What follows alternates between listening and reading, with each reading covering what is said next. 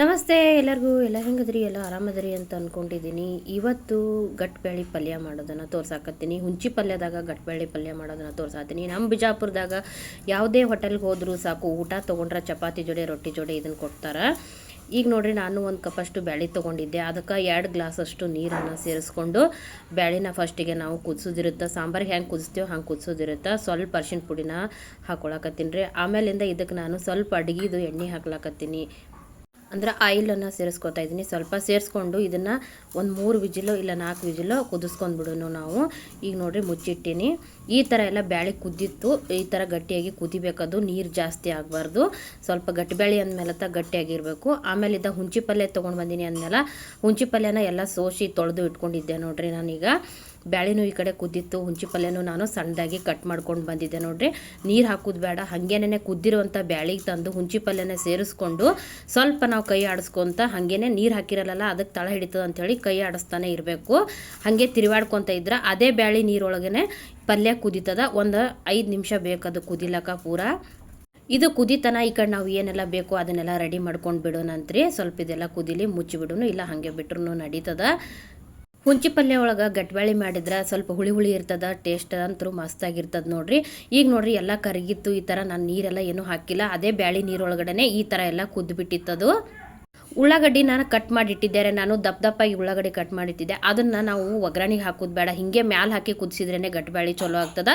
ಸ್ವಲ್ಪ ನಾನು ದಪ್ಪ ಕಟ್ ಮಾಡಿಟ್ಟಿರೋಂಥ ಉಳ್ಳಾಗಡ್ಡಿನ, ಒಂದು ಸಣ್ಣ ಟಮಾಟಿನ, ಹುಳಿ ಏನು ಬೇಕಾಗಿರಲ್ಲ, ಸುಮ್ಮನೆ ನಾವು ಸ್ವಲ್ಪ ಒಂದು ಟಮಾಟಿ ಹಾಕೋಬೇಕಾಗ್ತದೆ. ಯಾಕಂದ್ರೆ ಪಲ್ಯ ಮೊದಲೇ ಹುಳಿ ಇರ್ತೈತಿ. ಆಮೇಲೆ ನಮ್ಮ ಕಡೆ ಸಿಗ್ತದಲ್ಲ ಅದು ಮಸಾಲೆ ಖಾರನ 1 ಸ್ಪೂನಷ್ಟು ಸೇರಿಸ್ಕೊಳಕತ್ತೀನಿ. ಖಾರ ಎಷ್ಟು ಬೇಕು ನೋಡಿಕೊಂಡು ಸೇರಿಸ್ಕೋಬೇಕು ನಾವು. ಹಾಕಿದನ್ನೆಲ್ಲ ಒಂದ್ಸರಿ ಮಿಕ್ಸ್ ಕೊಟ್ಬಿಡೋನು.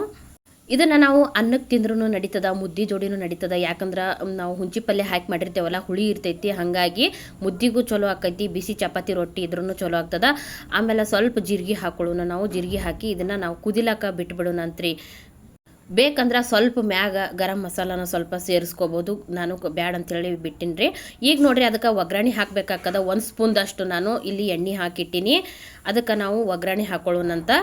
ಅಲ್ಲಿ ತನ ಅದು ಕುದಿತಿರ್ತೈತಿ. ಎಲ್ಲನೂ ಉಳ್ಳಾಗಡ್ಡಿ ಟಮಾಟಿ ಎಲ್ಲ ಹಾಕಿಟ್ಟಿದ್ವಲ್ಲ, ಅದು ಕುದಿತನ ನಾವು ಒಗ್ಗರಣೆ ಮಾಡ್ಕೊಂಡು ಬಿಡೋನು.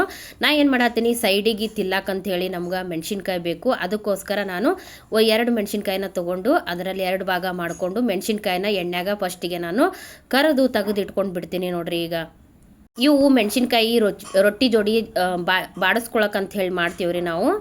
ಈಗ ನೋಡ್ರಿ, ಮೆಣಸಿನ್ಕಾಯಿ ಎಲ್ಲ ಕರೆದಿದ್ದು ಅವ್ರನ್ನ ತೆಗೆದು ಸೈಡಿಗೆ ಇಟ್ಕೊಂಡ್ಬಿಡೋನು. ಮತ್ತು ಒಗ್ಗರಣೆ ಹಾಕಿದ್ದೆ ನಾನು. ಸ್ವಲ್ಪ ಬೆಳ್ಳುಳ್ಳಿ, ಕರಿಬೇವ, ಸಾಸಿವೆ ಹಾಕಿ ಒಗ್ಗರಣೆ ಹಾಕಿಬಿಟ್ಟಿದ್ದೆ. ಈಗೇನು ನಾವು ಈ ಕಡೆ ಗಟ್ಟಿಬ್ಯಾಳೆ ಕುದಿಲಾಕಿಟ್ಟಿದ್ದೇವಲ್ಲ, ಅದಕ್ಕೆ ತಂದು ಒಗ್ಗರಣೆನ ಸೇರಿಸ್ಕೊಂಡು ಬಿಡೋನು ನೋಡ್ರಿ. ಇಷ್ಟ ನೋಡ್ರಿ, ಗಟ್ಟಿಬ್ಯಾಳಿ ಮಾಡೋದು ಭಾಳ ಚಲೋ ಆಗ್ತೈತಿ. ಮನ್ಯಾಗಂತೂ ತೊಗರಿಬ್ಯಾಳಿ ಇದ್ದೇ ಇರ್ತಾವೆ. ನಾವೇನು ಹುಂಚಿ ಪಲ್ಯ ಇಷ್ಟು ಮಾರ್ಕೆಟ್ದಿಂದ ತಂದ್ರೆ ಸಾಕು. ಈಗ ಮಳೆಗಾಲ ಐತಿ, ಪಲ್ಯಗಳು ತಂದೇವಂದ್ರೆ ಮೊದಲ ನಾವು ಸೋಸಿ ಚೆಂದಾಗಿ 2-3 ಸರಿ ತೊಳಿಬೇಕಾಗ್ತದ. ಯಾಕಪ್ಪ ಅಂದ್ರೆ ಮಳೆ ಬಂದು ಮಣ್ಣೆಲ್ಲ ಪಲ್ಯಕ್ಕೆ ಅಂಟ್ಕೊಂಡಂಗೆ ಆಗಿರ್ತೈತಿ. ಅದನ್ನು ಮೊದಲು ಸ್ವಚ್ಛಗೆ ತೊಳ್ಕೊಂಡು ನಾವು ಮಾಡಬೇಕಾಗುತ್ತೆ ನೋಡ್ರಿ. ಈಗ ಲಾಸ್ಟಲ್ಲಿ ನಾನು ಸ್ವಲ್ಪ ಕೊತ್ತಂಬರಿ ತೊಗೊಂಡಿನಿ. ಸ್ವಲ್ಪ ಕೊತ್ತಂಬರಿ ಹಾಕಿ ತಿರುವಾಡಿ ಇನ್ನೊಂದು ಕುದಿನ ಕುದಿಸ್ಬಿಟ್ರೆ ಪೂರ್ತಿ ಗಟ್ಟಿಬ್ಯಾಳಿ ರೆಡಿ ಆಯಿತು ನೋಡ್ರಿ. ನಾನು ಗಟ್ಬ್ಯಾಳಿಗೆ ಇವತ್ತು ಬಿಳ್ಜಾಳ ರೊಟ್ಟಿನ ಮಾಡಿದ್ದೆ. ನಾನು ಅದಕ್ಕೆ ಹಚ್ಕೊಂಡು ತಿಂತೇವೆ ನೋಡ್ರಿ ಇವತ್ತು. ಆಮೇಲೆ ಸ್ವಲ್ಪ ಲಾಸ್ಟಲ್ಲಿ ಉಪ್ಪನ್ನು ಸೇರಿಸ್ಕೊತಾ ಇದ್ದೀನಿ. ಪೂರ್ತಿ ರೆಡಿ ಆಗೋಯ್ತು. ಈಗೇನಿಲ್ಲ ನೋಡ್ರಿ, ಊಟ ರೆಡಿ ಆಗೈತಿ. ಊಟ ಮಾಡೋನು, ನೀವು ಕೂಡ ಬರ್ರಿ. ಈ ವಿಡಿಯೋ ಇಷ್ಟ ಆಗಿತ್ತಂದ್ರೆ ಲೈಕ್ ಮಾಡಿರಿ, ಶೇರ್ ಮಾಡಿರಿ, ಸಬ್ಸ್ಕ್ರೈಬ್ ಮಾಡಿರಿ. ನಮಸ್ತೆ, ಹೋಗಿ ಬರಲಾ.